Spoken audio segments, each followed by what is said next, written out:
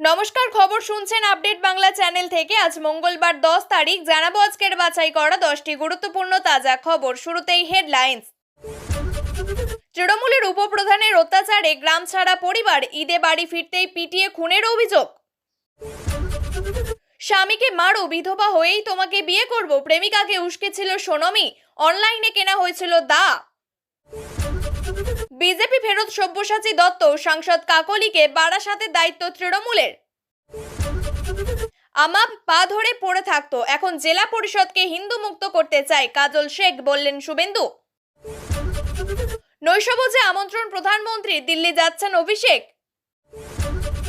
মুখে কুলুপ, মুচকি হেসে ফুল পাড়তে ব্যস্ত অচেনা দিলীপ, কিসের ইঙ্গিত ফুল বদলের। নির্বাচনে অনিয়ম রুখতে বিএলও নিয়োগে কড়াকড়ি কমিশনের।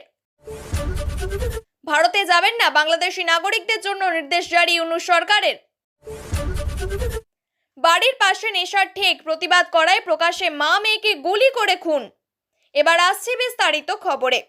তৃণমূলের উপপ্রধানের বিরুদ্ধে একাধিক পরিবারকে গ্রাম ছাড়া করার অভিযোগ ছিল। এবার ঈদে বাড়ি ফিরতে এক ব্যক্তিকে পিটিয়ে খুনের অভিযোগ উঠল। মৃত ব্যক্তির নাম বাবলু শেখ। ঘটনাটি মুর্শিদাবাদের রঘুনাথগঞ্জ 2 নম্বর ব্লকের পাতালটোলা গ্রামে। বাবলু শেখকে পিটিয়ে খুনের অভিযোগ উঠেছে তৃণমূলের উপপ্রধানের অনুগামীদের বিরুদ্ধে। স্থানীয় বাসিন্দারা বলছেন, 24 লোকসভা নির্বাচনে এলাকায় 100টি ভোট কংগ্রেসের দিকে পড়েছিল। তখন থেকেই পাতলাটোলা এলাকার বেশ কয়েকটি পরিবার তৃণমূলের অত্যাচারে গ্রাম ছাড়া। সম্প্রতি ঈদে বাড়ি ফিরতে এসেছে পরিবারগুলি। তেমনই একটি পরিবারের সদস্য বাবলু শেখ। সোমবার বিকেলে চায়ের দোকানে বসেছিলেন। অভিযোগ, সেই সময় আচমকা তার উপর হামলা চালানো হয়, রড দিয়ে মারধর করা হয়। গুরুতর আহত অবস্থায় জঙ্গিপুর মহকুমা হাসপাতালে তাকে নিয়ে যাওয়া হয়। সেখানে চিকিৎসকরা তাকে মৃত বলে ঘোষণা করেন। ঘটনাকে কেন্দ্র করে এলাকায় উত্তেজনা ছড়ায়। খবর পেয়ে ঘটনাস্থলে পৌঁছায় পুলিশ। সমগ্র ঘটনার তদন্ত শুরু করেছে তারা। অভিযোগ, সেকেন্দ্রা গ্রামের পঞ্চায়েতের গিরিয়া গ্রামের উপপ্রধান তারু শেখ এবং তার অনুগামীদের অত্যাচারে ওই পরিবারগুলি ঘরছাড়া ছিল। আগেও বাবলু শেখকে মারধর করা হয়েছে। এদিন ফের তাকে মারধর করা হয়। বাবলু শেখকে পিটিয়ে খুনের অভিযোগ তুলছে তার পরিবার। দোষীদের কঠোরতম শাস্তির দাবি জানিয়েছে। এই ঘটনায় এখনো পর্যন্ত তৃণমূলের কোনো বক্তব্য পাওয়া যায়নি। রাজাকে নাকি খুশি মনেই বিয়ে করেছিলেন সোনম। কখনোই নাকি পরিবারের লোকেদের মনে হয়নি মেয়ে এই বিয়েতে রাজি নয়। মেয়ের সঙ্গে অন্য যুবকের মেলামেশার বিষয়টিও নাকি জানতো না পরিবার। মধ্যপ্রদেশের ইন্দৌরের পরিবহন ব্যবসায়ী রাজা রঘুবংশীকে বিয়ে করেন সোনম, কিন্তু তলায় তলায় ছিল এই প্ল্যান। মেঘালয়ে হানিমুনে হাড় হিম করা হত্যাকাণ্ডে একের পর এক চাঞ্চল্যকর তথ্য প্রকাশ্যে আসছে। পুলিশ সূত্রে খবর, বিয়ের পর 16ই মে সোনম তার প্রেমিক রাজ কুশওয়ার সঙ্গে রাজাকে হত্যা করার পরিকল্পনা করে। সোনম নাকি প্রতিশ্রুতিও দিয়েছিল, তুমি রাজাকে সরিয়ে দাও, আমি বিধবা হওয়ার পর তোমাকে বিয়ে করব। সোনম রাজ কুশওয়াকে বলে, চলো রাজাকে মেরে ফেলি এবং ডাকাতির গল্প বানাই, তারপর আমি বিধবা হব, তখন আমার বাবা আমাদের বিয়েতে সম্মতি জানাবেন। এমনই ভয়ঙ্কর ষড়যন্ত্র করেছিল তারা। এরপর টাকা দিয়ে ভাড়া করেছিল পেশাদার খুনিদের। এরপর রাজাকে মারার জন্য অনলাইনে একটি দা অর্ডার করেছিল সোনম। পুলিশ সূত্রে খবর, গুয়াহাটি থেকে অনলাইনে অর্ডার করা হয়েছিল। ঘটনার ঠিক আগে অভিযুক্তরা সোনমের হোমস্টে থেকে 1 কিলোমিটার দূরে একটি হোটেলে থাকছিল। সোনম তাদের সঙ্গে ক্রমাগত লোকেশন শেয়ার করছিল। 23শে মে সোনম রাজাকে ফটোশ্যুটের অজুহাতে একটি নির্জন পাহাড়ি এলাকায় নিয়ে যায়। সে নিজে পিছনে পিছনে হাঁটতে থাকে। সঙ্গে কোনো ডায়েট ছিলেন না, কিন্তু 3 জন যুবক আগে আগে হাঁটছিলেন। এমনই জনমানবহীন জায়গা দেখে সোনম চিৎকার করে বলে, ওকে মেরে ফেলো। এরপর অভিযুক্ত বিশাল চৌহান কুড়ুল বা দা দিয়ে রাজার মাথায় আঘাত করে। তার সঙ্গে থাকা আর এক অভিযুক্ত আকাশ রাজপুত দূর থেকে বাইকের উপর নজর রাখছিল। 23শে মে রাজাকে খুন করা হয়। সেদিনই সন্ধ্যায় সোনম শিলং থেকে গুয়াহাটি পৌঁছায়। সেখান থেকে সে ট্রেন ধরে বারাণসী হয়ে গাজীপুর যায়। এই সময় সে তার মোবাইল ফোনটি ফেলে যায়, যাতে পুলিশ তা খুঁজে না পায়। তদন্ত চলাকালীন একটি সিসিটিভি ফুটেজ দেখা যায়। সোনম কথা বলেছে অভিযুক্তদের সঙ্গে। তারপর সিডিআর এবং কল ট্রেসিং এর মাধ্যমে রাজ কুশওয়ার অবস্থান ইন্দৌরে পাওয়া যায়। সেই সূত্র ধরে পুলিশ তাকে গ্রেপ্তার করে। এই খবর পাওয়ার সঙ্গে সঙ্গে সোনম বুঝতে পারে যে তার খেলা শেষ হয়ে এসেছে। এরপরে সে উত্তরপ্রদেশের একটি ধাবায় পৌঁছে আত্মসমর্পণ করে। বিধানসভা নির্বাচনের আগে উত্তর 24 পরগনার দলের সাংগঠনিক দায়িত্ব সাংসদ কাকলি ঘোষ দস্তিদার এবং বিজেপি ছেড়ে ফের তৃণমূলে আসা নেতা সব্যসাচী দত্তকে দিলেন মমতা বন্দ্যোপাধ্যায়। রাজ্যের অন্য জেলাগুলি থেকে অনেকটা পরে উত্তর চব্বিশ পরগনার ইউনিটে পদাধিকারীদের নাম ঘোষণা করল তৃণমূল।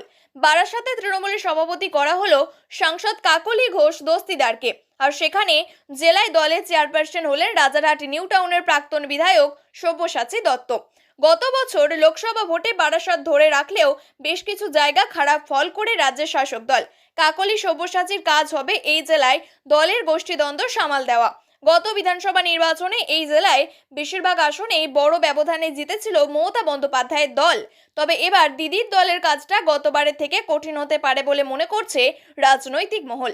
বারাসাতে মোট 7টি বিধানসভা আসন রয়েছে।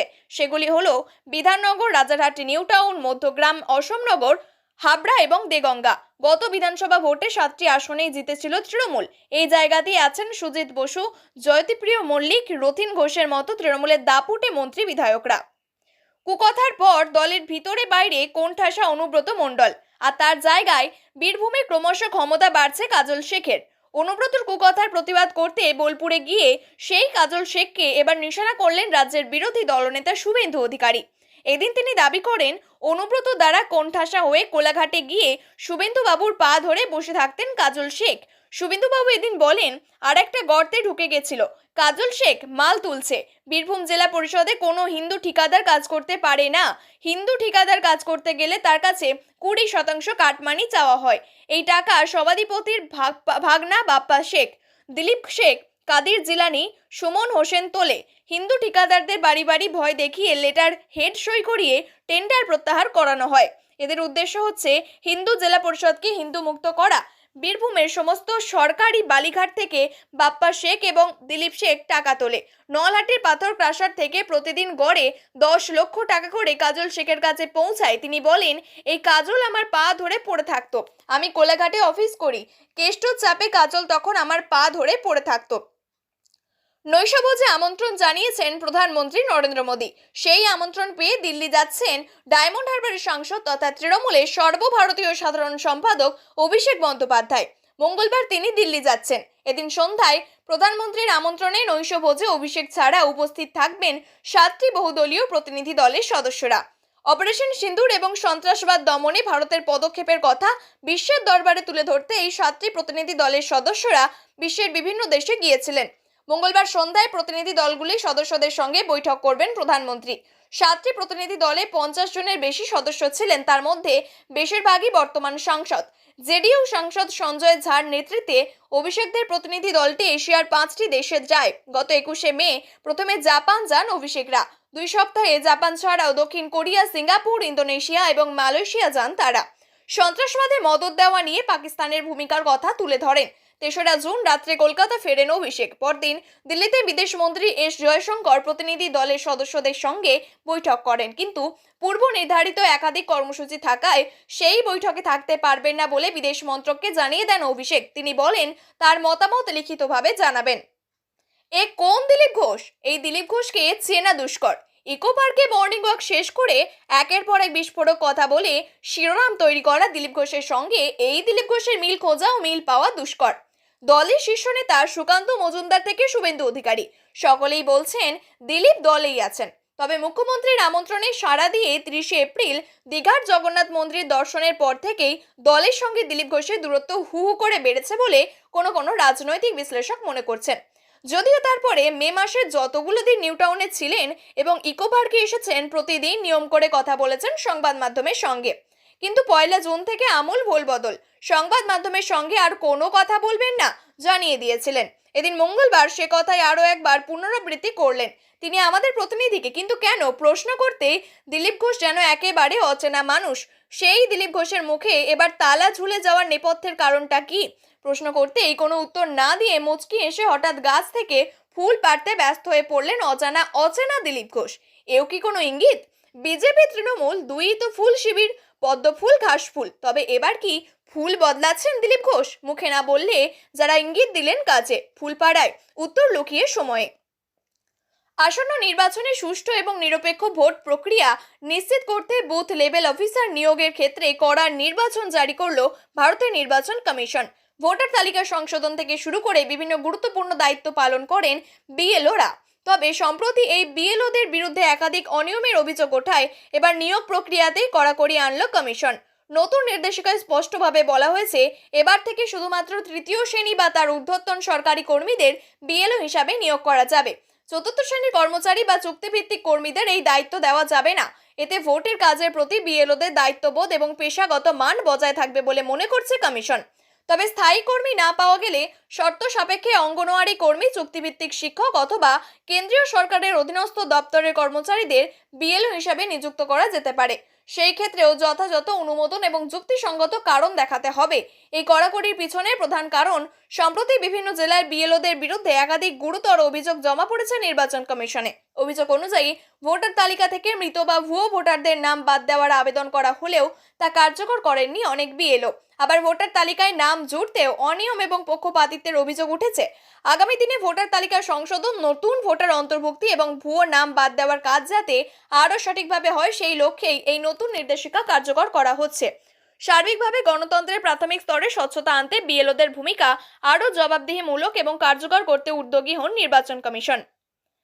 বাংলাদেশে ইউনূস সরকার তার নাগরিকদের কড়া নির্দেশনা দিয়েছে, অর্থাৎ প্রয়োজন ছাড়া ভারত বা অন্যান্য প্রতিবেশী দেশে ভ্রমণ এড়িয়ে চলুন। এই সতর্কতা এমন সময়ে এসেছে যখন করোনা ভাইরাসের নতুন রূপগুলি আবারও আতঙ্কিত হতে শুরু করেছে। সোমবার বাংলাদেশের স্বাস্থ্য অধিদপ্তর এই পরামর্শ জারি করেছে।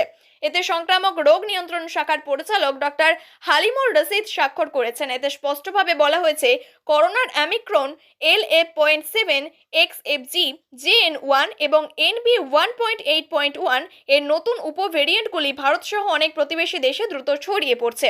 করোনা আক্রান্ত হয়ে সম্প্রতি একজনের মৃত্যুর পর দেশে আলোড়ন তৈরি হয়েছে। বাংলাদেশি বিজ্ঞানী XFG এবং XFC নামে নতুন রূপ শনাক্ত করেছেন, যেগুলি JN1 এর উপরূপ। বিশেষজ্ঞরা বলছেন, এই রূপগুলি দ্রুত ছড়িয়ে পড়তে পারে এবং এগুলি সম্পর্কে সতর্ক থাকা প্রয়োজন। প্রকাশ্য দিবালোকে চলল গুলি। পাটনায় গুলিবিদ্ধ হয়ে মৃত্যু মা মেয়ের, গুলিতে আহত স্বামী, হাসপাতালে চিকিৎসাধীন তিনি। এলাকার মাদল কারবারের প্রতিবাদ জানানোর জেরেই খুন করা হয়েছে বলে অভিযোগ। এই ঘটনার পরেই বিহারের আইন শৃঙ্খলা এবং নিরাপত্তা নিয়ে প্রশ্ন তুলে নীতিশ কুমার সরকারকে কাঠগড়ায় দাঁড় করিয়েছেন রাষ্ট্রীয় জনতা দলের নেতা তেজস্বী যাদব। জানা গিয়েছে, সোমবার অজ্ঞাত পরিচয় এক ব্যক্তির গুলিতে নিহত হন মহালক্ষ্মী মেহতা নামে এক মহিলা এবং তার 19 বছরের মেয়ে। মহালক্ষ্মী একজন অবসরপ্রাপ্ত নার্স। গুলিতে আহত হন তার স্বামী ধনঞ্জয় মেহতা। তার পায়ে গুলি লেগেছে বলে খবর। বর্তমানে পাটনার নালন্দা মেডিকেল কলেজ হাসপাতালে চিকিৎসাধীন তিনি। প্রাথমিক তদন্তে জানা গিয়েছে, ধনঞ্জয়ের বাড়ির পাশেই প্রত্যেক দিন মাদক নিত একদল যুবক। এর প্রতিবাদ জানিয়েছিলেন মহালক্ষ্মী। সেই নিয়ে দুই পক্ষের মধ্যে কথা কাটাকাটিও হয়। পুলিশের কাছে অভিযোগ জানায় ধনঞ্জয়। এরপরই মহালক্ষ্মী এবং তার মেয়েকে লক্ষ্য করে গুলি চালায় অজ্ঞাত পরিচয় এক ব্যক্তি। পুলিশের অনুমান যে যুবকদের সঙ্গে বচসায় জড়ান মহালক্ষ্মী এবং তার পরিবার, তারাই এই ঘটনা ঘটিয়েছে। ইতিমধ্যে গোটা ঘটনার তদন্ত শুরু করেছে পুলিশ। বাড়ির পাশে নেশার ঠেক প্রতিবাদ করায় প্রকাশ্যে মা মেয়েকে গুলি করে খুন। প্রিয় দর্শক, নিয়মিত সঠিক খবরগুলি সঠিক টাইমে পেতে সাবস্ক্রাইব করুন আপডেট বাংলা চ্যানেলটিকে। ধন্যবাদ।